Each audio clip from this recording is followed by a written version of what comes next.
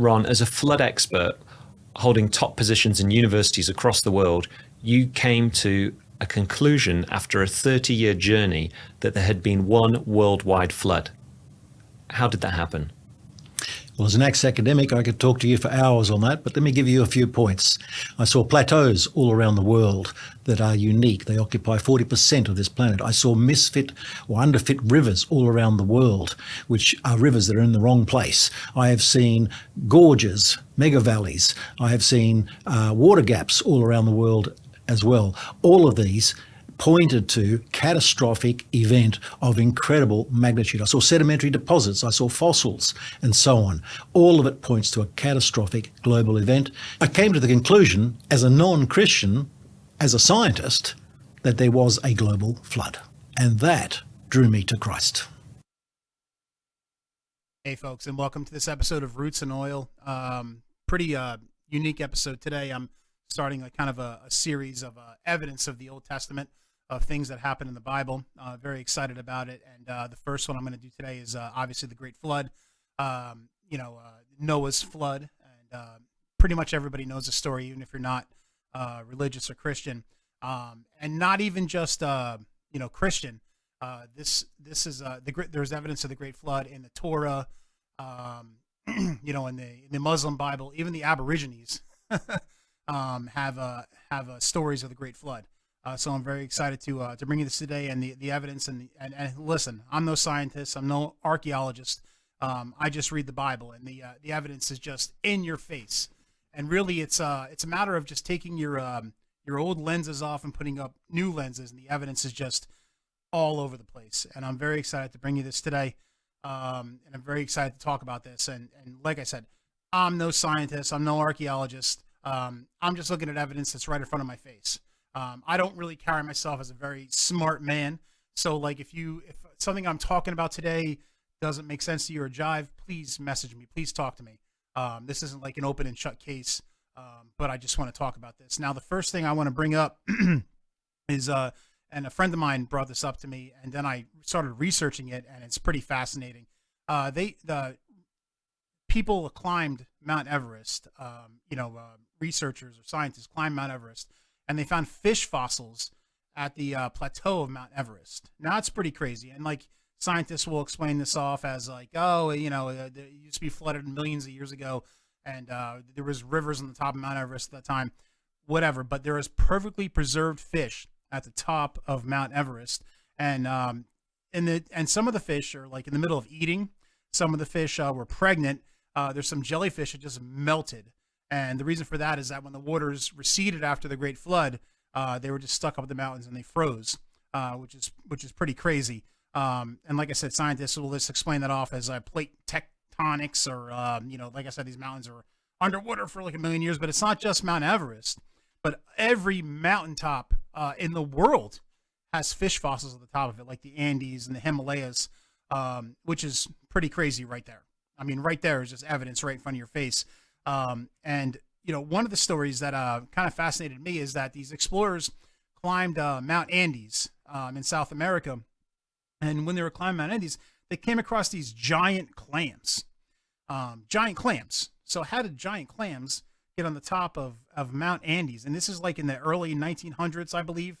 And what's fascinating is these clams never open. Now, if you don't know a lot about clams, and I eat a ton of clams, so I know, is that when clams die, they open up. So these clams did not open, which means that they died because when the waters receded, they were stuck in the mountain. They were buried. So they died, but they didn't open up because they didn't die naturally. They didn't die normally, which is pretty crazy. And like one of the things that I can relate to is I have this giant rock at the bottom of my driveway. It's a giant rock. I spray paint it, whatever. I try to be festive. But when it rains, because of where the rock is, the waters will get really high on the rock, and they'll kind of like go over the rock. And then when the waters recede, once it gets sunny out, when the rain stops, there's stuff from the water that lays in the rock, whether it be sticks, leaves, worms, whatever it is, but it's stuck on the rocks. It's kind of the same thing. It's pretty obvious. So when the waters recede, everything gets stuck on top of the rock. It's pretty basic knowledge. One of the other things I want to bring up, now, if you really want to get deep into the evidence of the Great Flood, look at West Africa. West Africa. Yeah, look at West Africa, and especially the Sahara Desert. Now there's ripples in the Sahara Desert. Now these ripples, you've seen these ripples before, because anytime anybody's ever gone to the beach, you see these ripples that are created by water, and when the water's receded, they create these ripples. So these ripples are in the Sahara Desert, nowhere near water, nowhere near water, and these ripples have formed in the Sahara Desert, which is great evidence for the flood. But even more fascinating, and these ripples are miles and miles apart, which is evidence of a huge flood, like a huge flood. And what's even more fascinating, to prove the point, is that on top of these ripples, there's salt. Well, how did salt get on top of the ripples in the middle of the Sahara Desert? Really doesn't make a lot of sense, right? Well, it does make sense if you believe in the Great Flood and the ocean once covered the entire earth. And to kind of prove my point a little bit better, there is these two scientists that went on the Joe Rogan show. This was years ago, and this clip was viral. But they're not even talking about just the Sahara. They're talking about Montana in the United States. Watch this clip.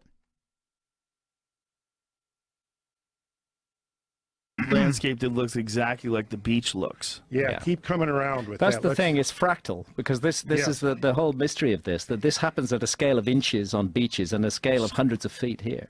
And there's a farmhouse. You see the farmhouse there? Now those ripples are, the tallest ones are about the height of a 5-story building. Whoa, like 70 feet or something like 50 that? feet. 50 feet? 50 Okay. feet. So those are 50 feet high. Okay, let's pause again. Whoa. Look at this. This is crazy. This is totally crazy. This is one of the craziest things you'll ever see. This is right here. these ripples, the repeated ripples in an area where there's nothing else like it. The closest we can get to it is a tsunami. But even there, you got to picture the tsunamis that we've experienced in the last decade and a half in Indonesia and Japan. When they made landfall, those tsunamis were roughly between 20 and 50 feet, depending on where you were relative to the oncoming wave and how far distant you were from it. Here, what you have to visualize is a tsunami sweeping over the land that's over 1,000 feet deep. That's what happened here. And we know that because we can trace the high water marks on the hillsides are clearly left. The high water. All right, hat tip to Joe Rogan show on that one. But yeah, I mean, there's evidence all over the earth of these ripples where the world was once flooded. One of the craziest things that I came across. Now there's this. I was talking about West Africa, and there's this I think it's one of the 8th wonders of the world. I could be wrong, but it's called the Richat structure. Now you can see it here on the screen. I'm showing pictures of it. It's a circular thing that's found in the that is in the Sahara Desert. It's kind of circular. It looks like there was something there, whatever, thousands of years ago. But people have tied this in. It looks just like the lost city of Atlantis in Africa, and geographically, that should be where the lost city of Atlantis is. So in West Africa, when the giant flood happened, it washed away the city of Atlantis, and you can actually see a trail. If you look at Google Maps, the satellite maps, you got to see a trail of where the flood would have brought the city of Atlantis or flooded it and brought it into the ocean. And that's just the leftovers from the lost city of Atlantis, which is pretty fascinating in its own. And one of the other things I wanted to bring up is dinosaur bones. Everybody always says, like, if you're an evolutionist and you're not a creationist, oh, what about the dinosaurs? What about dinosaurs? Well, dinosaurs did exist. These big animals did exist pre-flood. And then when the flood happened, God just washed them all away. Now, when they discovered this dinosaur bones, were like, oh, these are millions and millions of years old. Well, Mary Schweitzer, who was not a religious person or believed in Christ, she actually discovered, she was a scientist, she discovered soft tissue in dinosaurs. And when she was working with a T-Rex skeleton harvested from Hell Creek, she noticed the fossil exuded a distinctly organic odor. Smelled like one of the cadavers we had in the lab, which had been treated with chemotherapy before he died.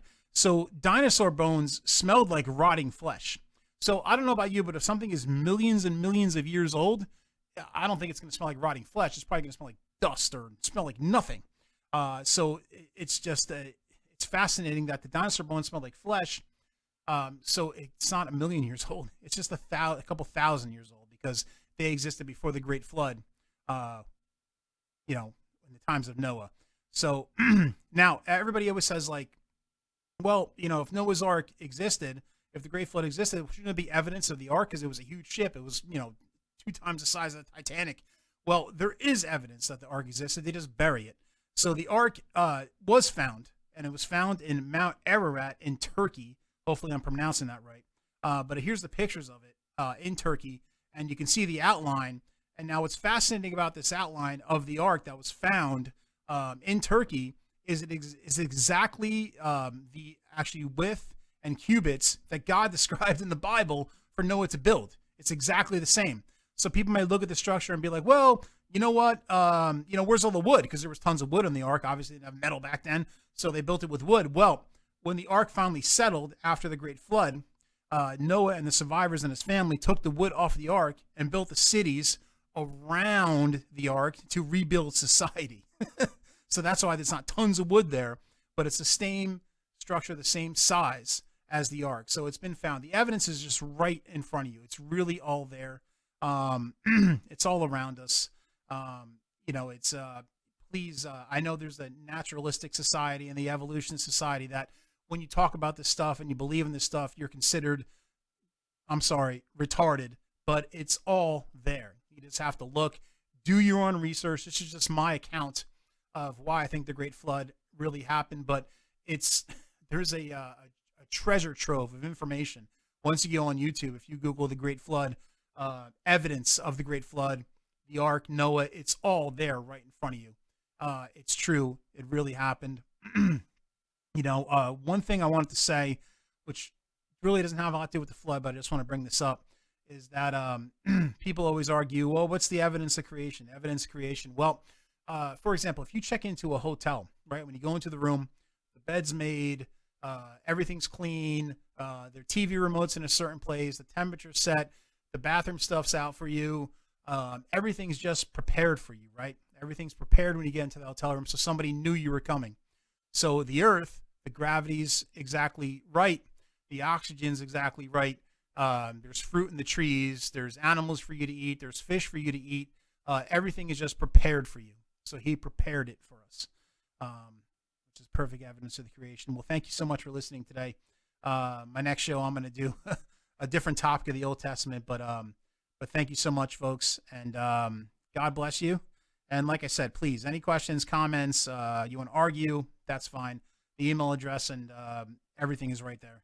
So love you all. God bless.